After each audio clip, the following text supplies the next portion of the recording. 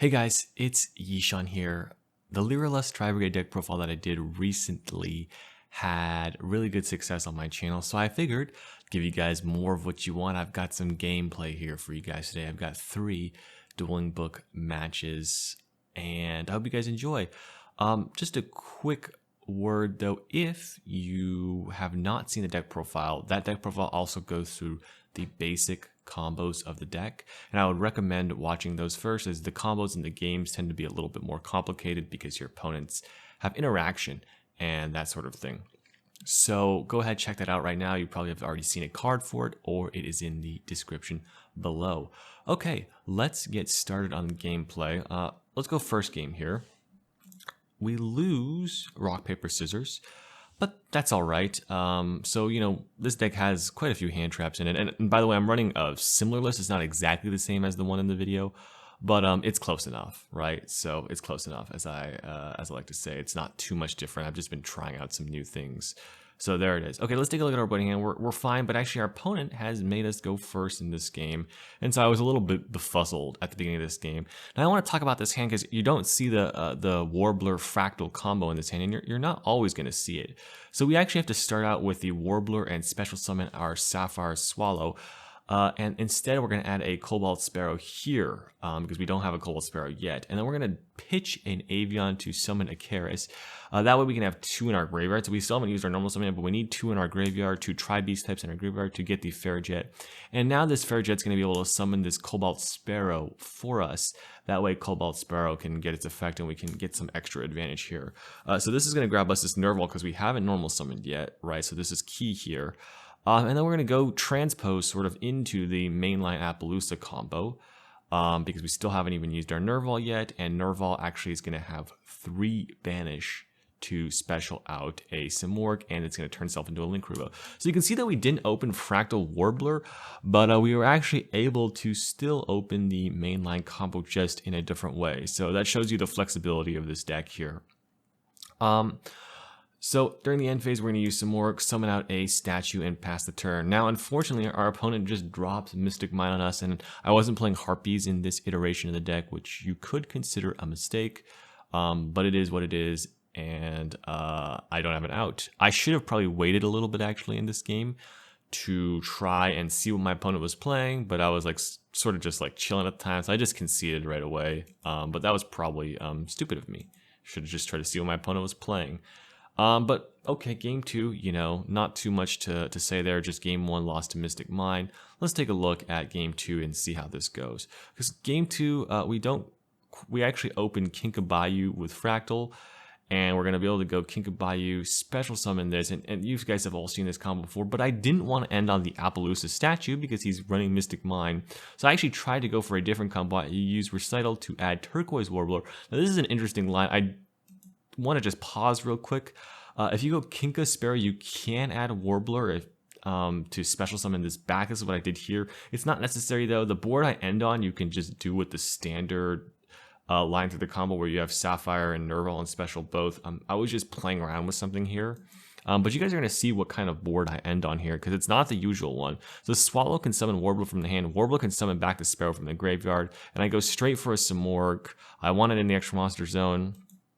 And then I can use Nerval, banish 3, 4 for a Shuraig, Farrajet to grab a Karis, and then I can use Farrajet's effect to special summon something. I'm just going to special summon this other thing I have in my hand, and end with a Rugal, and then end phase. Instead of going for the statue, this time I go for the Avian. So you see this combo. By the way, I just want to say that it's doable with just a Warbler Sparrow or a Kinka Sparrow. There's like a trick where you can summon Harpy Conductor here, and I won't go into detail, but I'll leave that for you guys for homework to try it yourselves. Okay, so we go some more. We summon out Avian because we know he's running Mystic Mine.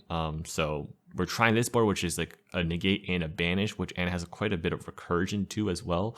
So this is good against like some rogue decks, and so he's playing Magical Musket. So as soon as I see that Magical Musket, I'm like, all right, I'm gonna hit this out so I can special summon Nerval to activate Shuraig, and he's gonna try to book my Apex Avian, but I say you can't do that because it can't be targeted because Simorgh's pointing to it. So he's gonna scoop that one up, and we are going to go into game 3. Now I suspect he's going to let me go first again, and I didn't draw a Judgment or Imperial Order, but that's okay. I'm just going to go for the exact same board I did this time. You can see this is sort of a similar combo, except this time I open Fractal Warbler, so life is good. I search the Swallow because I already have the Nerval. Let's go Effect, add another Nerval because I think this game might go grindy just in case. Right, so instead of going for the DD Crow, which I don't think is that great, I'm just going to go this line. You can go Harping Conductor here, by the way. It doesn't really matter which you go, but I just went this, draw one, search one, link these two off for a Cross Sheep. Again, this is not maybe the most optimal way to do it, except you get to end with a Nerval on your graveyard, which is nice. But I do the same board here. And my opponent scoops. So this is a really interesting board. I didn't cover it in my main combo video, but basically it's a banish negate. It's got a lot of recursion as well. And I especially like it if you have like an Ash in your hand. Okay, so that was the first game. The main point of that game was to show you guys that the strength of that Shurag with the Rugal combo plus an Apex Avian against Rogue decks. So okay, let's go on to game 2. This is a really interesting game. I win the rock, paper, scissors this time, so I'm pretty fortunate. And I'm going to do some combos. Let's see how well I open here. I forget exactly how well I opened. I think it might have been pretty good. But okay, so again, I have to do the Warbler Summon the Swallow technique. But again, that's okay because you can use this, and I already have these two. So I'm actually just going to get the Cobalt Sparrow because I want to special summon it to get the advantage. You'll notice that's a pattern a lot if you don't open Sparrow right away, is that you can find a way to special it out. I just search a DD Crow here because, well, I already have the Nerval, so I don't know what I'm playing in, so I figure let's go for some interruptions. I can use this to summon out the Nerval and transpose into a similar combo where I make an Appaloosa down here, and I'm going to go for an Appaloosa down here and a double Dragon Lords up here, as you guys will be able to see here. So that'll draw me, put one back. I'm going to go here, and what you're going to see is that I'm actually going to be able to go for a double Dragon Lords and then end phase a statue. So that was pretty interesting. He sets 3 passes. I go end phase some more, special summon the Avian, and then basically turn and start attacking. He uses Rhino effect. I'm of course going to negate that with Appaloosa. So now I know I'm playing against Burning Abyss. He activates Trap Trick. Oh, like I'm not going to negate Trap Trick because once he gets a trap, there's no more traps left. So he's going to turn Dynamites because I tell him he can't do that. I tell him he can't do that. But he finally targets something. I'm just let it go through. And then I attack him for a bunch. And then end phase. Again, I can use my Simorgh. And I get my Double Dragon's Lord back. So this game is basically done. And so it's gonna wrap up really shortly. He activates Foolish, but sends like a graph which doesn't do anything. So okay, game's over. All right, so game 3. The reason I like that board is you can have the Simorgh up there and the Appaloosa down there, so Simorgh has targeting protection. Pretty cool board there as well. Okay, so game 2, I don't open the Grain Trap. I open DD Crow and Driver, unfortunately.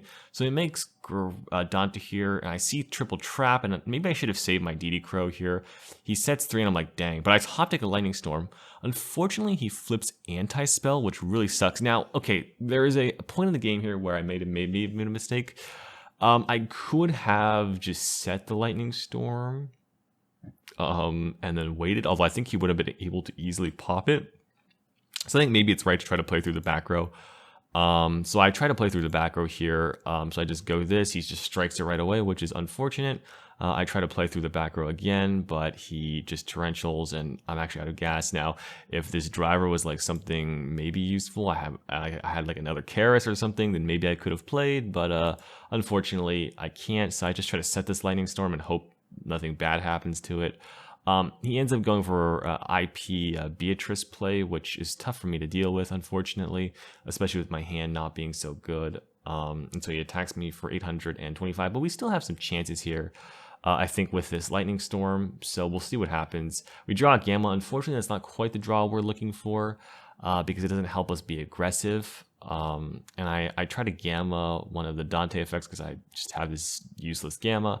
I'm not running Omega. I was trying this Cross Sheep build, but I figure let's just go straight into the statue and try to grind this one out.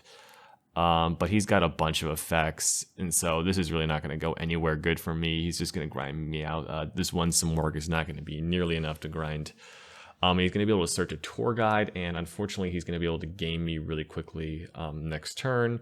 But I just try to go for a last-ditch effort with a Cobalt Sparrow search a Nerval, but he's just going to go tour guide and then make a big bad Boral Sword Dragon on me, and that's the end of that game. Okay, so game 3. I go first here, and I'm thinking I have a pretty decent board. My hand's not that great. Well, it's pretty good because I have Fractal Kinka, so I could have ended on Statue Avian, which might have been the correct play, but I wanted to try something else. I'm pretty sure this can end on Statue Avian though, because I have an extra Tri-Beast in hand. I haven't gone over that combo, guys, so I apologize, but it does exist, and I'll leave that up for you guys to figure out, because I got to keep some secrets. Just kidding. If you guys really want to know how, I can maybe post in the comments. But anyway, I go for Appaloosa for 3. So my plan here was I'm going to get a big Appaloosa because he's got a lot of BA effects. And then I was going to go for the Dark Simorgh in my side deck. And I was like, okay, he is running traps and BA monsters. I've got both avenues covered. I should be good. He seems like he's not running much hand traps. So I go end phase, Simorgh. I can even protect everything here. And then he just lightning storms me, which is really bad. So if I'd gone for the Apex Avian, I might have had a much better shot here. And maybe that was actually the correct play, just to go for the Apex Avian. In fact, it probably was. I might have been too cute here with the Dark Simorgh. Obviously, if he didn't have the lightning storm, this was a free win, but he did have lightning storm. And so, you know, maybe the Dark Simorgh wasn't the correct choice there. Maybe I could have went for a different play, like the Apex Avian statue play instead. But now he's just going to Zeus me, and I'm basically in trouble, to be honest. I really have nothing. And then I'm probably just going to draw a card here and concede because, you know, there's really nothing to do. So it is what it is. Hey, you live and you learn, but I just wanted to show you guys a play like that. Okay, so let's go to the third and final match here. Against my good friend Leon. This one wasn't a rated match. This was against my good friend. I think I won the RPS here again. So I had to go first all these games, although one of the games my opponent made me go first, so I guess it's slightly different. So this hand's pretty good, but I have to send Nerval because I don't have a swallow thingy in here. So I searched this. Normal the Fractal, banish 2. He's going to Ash, but I'm like, wait, you can't Ash that. You should have Ashed back here, but then I had the Gamma for it, so hey, it is what it is. I'm going to go Sapphire Swallow, go for the Nerval. So again, I'm actually going to end on Appaloosa. Oops, so I forgot to banish with Nerval first there. But again, I can end on Appaloosa, Link Karibo, Statue. So that's really cool. He tries to Nibiru me here for some reason and Ash me in the end phase, but I'm like, it's a little bit late for that. I got my Appaloosa, so that was a little weird by him, but hey, it is what it is. He goes Squamata attack, but I'm just going to activate Link Karibo, and that's going to be the end of that game. Okay, so game 2, I actually make a misplay in this one, so I want to help you guys learn from my misplay so that you don't make it yourself. So he's going to go Meltdown, and I think it's correct to try to stop the Invocation with the DD Crow, because you might as well try. He searches Invocation, and my mistake here is waiting for him to activate Invocation. I should just do this right away, right? Because as we see this play, the Alistair gets banished, the Invocation gets shuffled back, right? So if I DD Crow right away, then he's stuck with an Invocation in his hand if he doesn't have an Alistair. If I DD Crow when he activates Invocation, he can just get back the Invocation, which is not a good... I'd rather have him have the Invocation in his hand than the Alistair, right? So that was a misplay by me. I don't know if it cost me this game, but it certainly would have given me a better chance. I unfortunately top deck the second of my 2 bricks, so hey, but that happens sometimes if you play them. They're not super bricks because you can discard them with Karis. But I go for some plays here, and unfortunately I'm going to be cut short here because my hand's not that great. I activate the Karis, special it out. He's going to Dynamiscus me. Unfortunate. I go for the Fractal, but then he Lancias me. So I'm like, okay, I'll attack. And this is where if I had just kept the Invocation in his hand, I might have had a chance. Unfortunately, he has an Alistair, so I know I'm going to just lose this game. So that was my bad, but we live and we learn. So that's that. So I wanted to show that replay to you guys because hopefully you could learn something from it. Okay, so game 3, you know, I draw a very good hand, and I go for Fractal first because I'm trying to bait an Ash. He does Ash, so then I'm like, okay, sweet, let's go Sparrow effect to add Sapphire Swallow. And then I'm going to overlay these two and detach. I let him imperm here, which is, okay, by the way, this was, I just let it resolve in the game, even though that's not true. The Recital Starling can't be targeted at this moment because of the Cobalt Sparrow attached to it. I guess when I just saw it in the game, it didn't bother me at all, so I didn't register. Like, I knew I was going to have combo anyway, so I was like, okay, I'm just going to let it resolve because that's a wasted imperm. But if I remembered in the game, I definitely would have told my opponent, although I don't think it mattered where he impermed in this step because my hand was pretty good. So I go here, and then he's going to lance hit me. So I'm like, dang, he's got triple hand traps, but it's okay. I link straight into some org, search a fractal. Now watch this. After 3 hand traps, I'm still going to end on Link Karibo with the statue. And so, yeah, but just be careful. Actually, so, okay, I also thought about for a while, should I go for statue? I was like, well, he's only got 3 cards in his hand. So I'm just going to go for the Avion because I know he's playing like some invoked stuff. And so I'm like, sweet. He goes into battle phase, which now I'm glad that I went for the Avion because I'm just going to return this Avion as material to my hand. And now he can't really kill this Samorg easily. So I'm chilling, and then he's going to go set 1, and then he's just going to concede because once the Samorg gets going, I've got a fractal hand, it's over. So things to remember for this duel, your Xyz monster can't be impermed when it has the Warbler as... or the Cobalt Sparrow as material. I just forgot about that because my hand was so good. I was like, oh, I don't really care. But just remember that. I just also forget about it because no one's playing Imperm right now, but some people are, so something to remember. Okay. Well, guys, I hope you guys enjoyed the duels here. They were really interesting, really fun. Hopefully you guys learned some new combo lines and learned something new. So that's it for now, guys. If you enjoyed, hopefully I will see you guys in the next video.